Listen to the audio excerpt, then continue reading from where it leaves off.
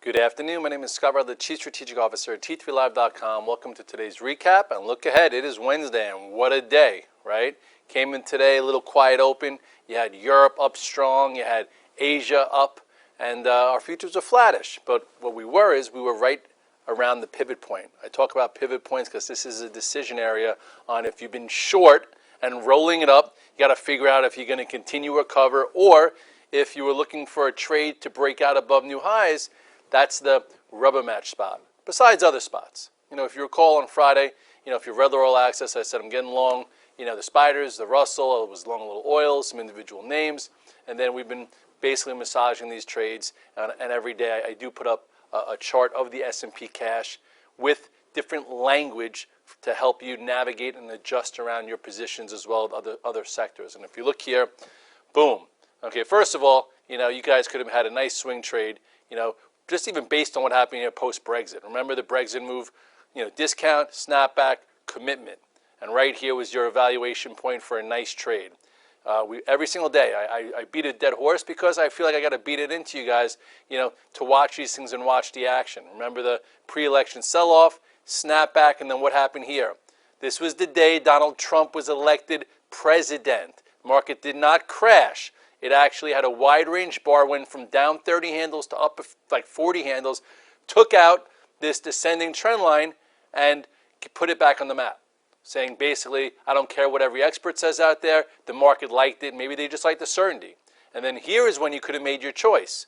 Right here, 4 days of digestion above this descending trend line showing you commitment. And then this is when you could have added, and then that was your first move up. This is when the oscillator was plus 70. From here to here, plus 70, okay? This is when we came back, retested this prior high. Okay, this was actually Friday, which is why I bought a little bit into the close, because we went from plus 70 to neutral, okay? And here was your prior high. If you've been short the market saying, oh, I thought we were going to go down because of Donald Trump, oh, I thought this, I thought that, whatever, here was your price. Here was your 22.13 or 22.14. Went above there, you cover. So this way, if you have to short, you short it another time. And if you're looking for a breakout trade, who knew how big of a breakout we would have? But you didn't have to know. Once we got above this and stayed above it, you could have added to longs and you could have chosen when, you could have got out. So anyway, I am done with my spider trade. I sold it today, even a little earlier than I probably should have, and that's it for now. Sometimes you get these big wide range bars and it squeezes the shorts and it could lead to a little bit of a rest. But the oscillator is only plus 45. Plus 70 here, plus 45 there. That means it could continue to go. But again, 2240 was my target for the end of the year right from here, and we met it earlier. So sell some, then we'll figure out and reevaluate. It's good when markets trade by the rules. What's trade by the rules mean? It means, first of all, we remember we got long this 2 on Friday on that pullback. This closed above the prior pivot high yesterday. So if you said, I'm going to take the Russell long because it closed above a prior high and we usually get follow through, you got some follow through today. So now it's 1, 2, 3, 4 days up. I am not in the Russell anymore either or the IWM, but it doesn't mean it's a short. Some people started shorting the IWM here. Okay, if you did that, you got absolutely crushed. All right, all you had to do is wait for that first day below the prior low, and then you had your pullback. We'll see what happens here, but as of now, up 4 days, my day count rule, I get out. Look at other sectors. The Qs played a little catch up today. We talk about how the market's good when it's not a headwind. Well, it's not exactly a tailwind, but still in this channel, and it finally caught up a little bit, took back the moving averages, and now we'll see what's next. All right, had a nice little red dog reversal right here. If you covered your shorts after the 2-day down move, I don't think a lot of people got long, but you could have got some individual names. But anyway, in this big channel, we'll see what goes on here next. Oil was a little disappointing. I actually got stopped out of oil. I probably didn't have to. We got long oil here. Okay, sold some into strength on this reversal day. I got out of some at the high. I held some. I bought the dip yesterday, and then today I just was like, let me get out of the way and we'll figure out. It's still only at the 8-day. The moving average is right here. I'll probably get back into oil. I do not think this is the high of the move. I just, maybe I was a little upset because I was also buying too much XOM today at this 88. I was long XOM overnight. It was looking good. I thought maybe we'd get that move above 88, and I just had too much. So when this pulled back, I got out of XOM, and I also got out of the USO. But I will revisit this trade again. I do think it breaks above this. It just, I wasn't in the mood for it today, which usually is against my rules, but whatever. I wasn't in the mood for it today. The same day I listed that, I listed Disney. Disney was a much better trade. Disney, we talked about buying it verse here, and then when it got above this, which we all did, came in long, sold it into the strength, day 1, day 2, day 3. Not a bad trade for Disney, considering I don't really trade it. I've been just looking for other things to do besides high beta tech that hasn't been great. So on this move, I still think it fills this gap, but I just took some of the trade off because that's what I do. I take trades and look for setups. This was a nice setup here. You could pick and choose if you want to trail it still. It's a little extended from the moving averages for my taste. I got into it late. I got into it around here versus down there. Tesla was a nice surprise in high beta land. If you read my note, I talked about, what could go for a catch-up trade, and Tesla, gave you a kind of a day one above this pivot. We were buying it in the morning, sold it near the close. I probably should have taken a little bit of this for another trade, move, but I didn't. If you're still in it because you like your day ones up, then stay in it, and we'll see if it takes back the 50-day here. Netflix, for those of you who are in it, which I am not, looking really good. Broke out above Friday's high after an inside day on Tuesday. Monday. This was Tuesday, and now it gave you a little bit of a dip to buy, and still look like it's working its way up here. Amazon I didn't touch. I had a nice 2-day trade, but kind of hung in there. Looks like it's trying to repair a little bit, but still, for this one that's loose and wide, I just want to be a little bit more careful. A lot of guys in Redler All Access bought a little bit here. I sold it into the second day. Could have actually bought it back today. I didn't, and looks as if it might make its way towards the 50-day. Google already did that. This actually looks a little bit better. Barron's listed this as its 2017 value high beta tech stock, and we'll see what happens here. If it gets back up to the 50-day. One thing we've been holding on to that you've been seeing on my disclosures is Twitter. I've had the call options, for about a month. The stock was trading in the 18s, and today it had a really nice day. I don't know if it's because, President-elect Trump was talking to Japan and getting it. I don't know. Who knows what. All I know is it broke out here. We were buying it in this spot, so the calls had a nice move. I sold a third. I'm also in some of this stock.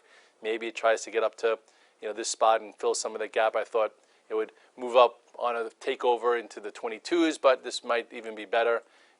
It's up without that. And if, insert study, if you go to here and you put in, let's see, put in some volume. Look at the size of the volume today. So to me, gave me a little bit of a clue to, maybe get in there. And I didn't put that in the right way. But anyway, to me, took back a lot of the moving averages. So I'm in some. But all in all, it's, still a broken name, but maybe it has some kind of follow through. IBM also, I like the chart. Big day today. Broke above all the moving averages. I do think it takes out this spot. I'm in small. It could continue to the upside. I think that this is technically acting better than some other names out there. So we'll see how this continues to the upside. MU also looking pretty decent. Looking like it's getting above this little spot here. Let me remove this. Remove. Edit chart. Let's see. Yeah, whatever. I don't have time for this. Anyway, nice move here on MU. So to me, I'm along a little bit of that. What I decided to do is go with some individual names that have individual setups versus the indices. I've been in the indices since Friday without a lot of individual names, so I kind of flip-flopped it just in case tomorrow, we're down 5-6 handles and the market decides to have an off day. There are some individual names that actually could rally.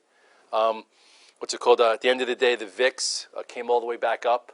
I'm not saying it deserves, to be all in VIX or et cetera, but you did have a little bit of a bottom tail here in the VIX. So to me, that means maybe some people came out and said, oh my goodness, we got stretched today, and that could be a red dog reversal in the VIX. So I bought a little bit as a hedge.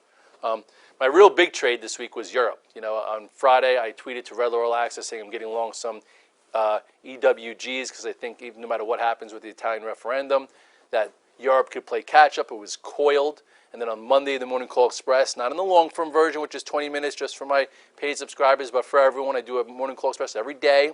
I showed how I thought the EWG was looking ripe for some kind of move to the upside. So you didn't have to be long like I was on Friday with the calls. You could have waited to see a gap up. Everyone's like, how does a new move start? I was like, well, a new move starts when you have a gap up that doesn't get filled. What does it do? It shows a lot of buy pressure. It keeps the shorts trapped and makes people think like they missed something. So even if you didn't go out long the calls, talked about how you could be a buyer versus this gap. And then if you didn't do that on Monday, Tuesday, it was open down a little bit, crossed above the high to confirm this strength, and now look at it. So I sold half of my EWG calls because, A, they're up over 100%, and B, I held half because we have until January 20th, and it's only, 12/7? So we have a whole month. So this is just getting back to where it was over the summer, so I think there could be some continuation, so that's why I'm going to try and hold half. If they were expiring on Friday, I would be out of 2/3. That's really it. Listen, you're going to be seeing a lot of headlines out there, and if you're upset that you're not long, okay, figure out why you didn't get long. If you've been short and fighting the trend because you're listening to other guys out there who keep preaching the end of the world and a big time correction and froth this, that, then you're not watching the stock price action. You're actually listening to people's opinions that aren't confirmed by the market, and that's something that has to change. Otherwise, you're always going to be losing money, and you're going to be listening to people's opinions versus watching the technicals. And the technicals have been pointing higher. Write down this rule. Above the 8 and 21 day, you try and be long stocks. You try and be long the sector that's above the 8 and 21 day. You actually even try and be long the strongest stocks in that sector.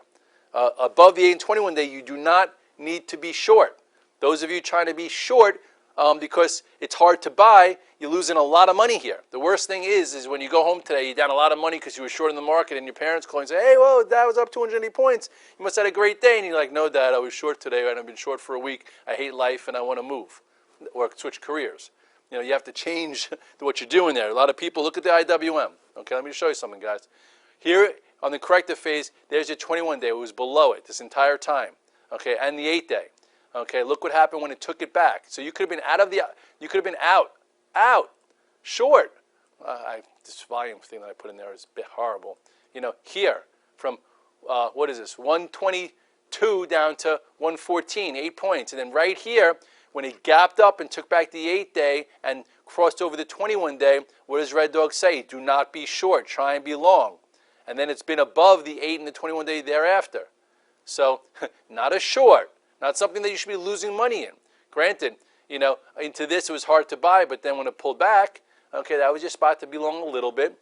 And just in case it pulled back more, you could have been waiting, or you could have waited till it opened up, didn't fill the gap, and then crossed above this and added. So, lots of ways to not get caught short and be on the right side.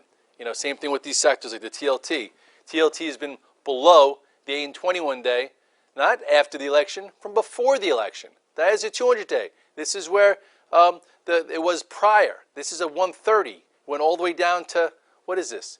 117. 13 points, you didn't have to take a pain. Okay, and it's been below the 8 day besides the 200 day for most of those. So again, below the 8 and 21 day, you're short or you're out. Above it, you try and be long. And there was a time when it was above it. It was above it pretty much right here. Right from 130 all the way up to almost 137. So anyway, put all this together, make your process, follow your disciplines, and make sure not to be stubborn, because being stubborn is not going to get you anywhere, and revenging trades is going to definitely not get you anywhere. Hope you've been doing well, and hopefully you've been looking and using your resources, because we've been trying to navigate this, responsibly. And look a little bit later on the site. I'm going to be putting together a big blog post that I think you might appreciate, as today is my 1-year anniversary. For those of you that know, just take a look at the blog post in about an hour or two. Have a good one.